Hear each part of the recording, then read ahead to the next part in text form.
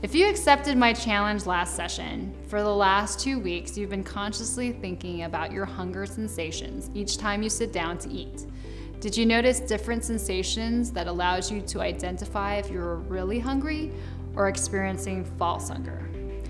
I would like to hear from you about what you experienced, so I would love it if you would send me feedback on your experiences in the comment box below.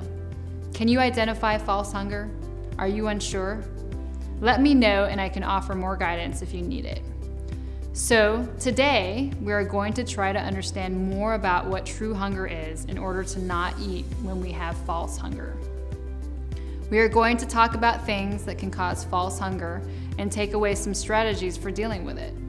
As we talked about last session, many of the things you have learned to do work counter to our goal of weight loss or maintaining our weight. To outsmart our own minds, we want to develop some new habits that will help avoid some false hunger triggers. We need to undo some of the triggers that have conditioned us to eat.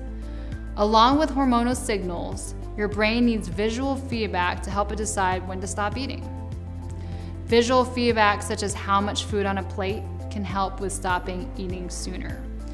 So use small plates. Spread food evenly on a plate instead of mounting food on top of itself.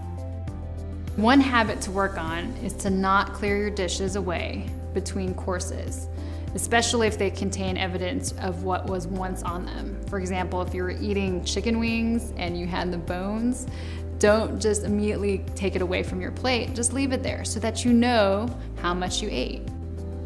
Don't keep problem food in sight. No bowls on the counter or snack foods in cupboards where you may see them while looking for something else. Make sure that trigger foods are not readily accessible, which is very important to prevent snacking. The more inconvenient or the more steps involved in eating, the more opportunities you have to become mindful about what you're doing instead of acting on impulse.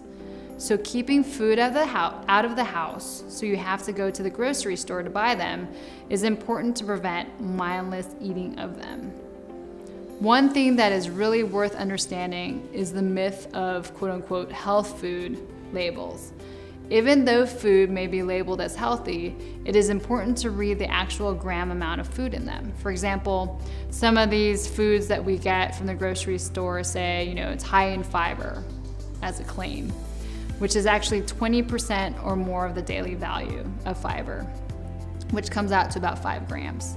A good source is 10 to 19%, which is 2.5 to 4.9 grams. So instead of actually just reading good source and going by that, it's best to actually read the food label. So this gives us plenty of things to try over the next 2 weeks to remove visual cues that can trigger false hunger. Let's make a list and you can try a few to see if you have less instances of snacking and overeating. Clean all of the counters, keep them clear of food. Don't watch TV or use your computer, tablet, or smartphone when you eat. Stay aware of every bite. Hide all the snacks in your house, or better yet, don't buy any this week. And next, brush your teeth as soon as you think you have eaten enough and when you are in a tempting situation. Create a short list of things you have to do. When you feel false hunger, grab your list and complete one of the tasks. I'm looking forward to hearing about your experience. See you next time.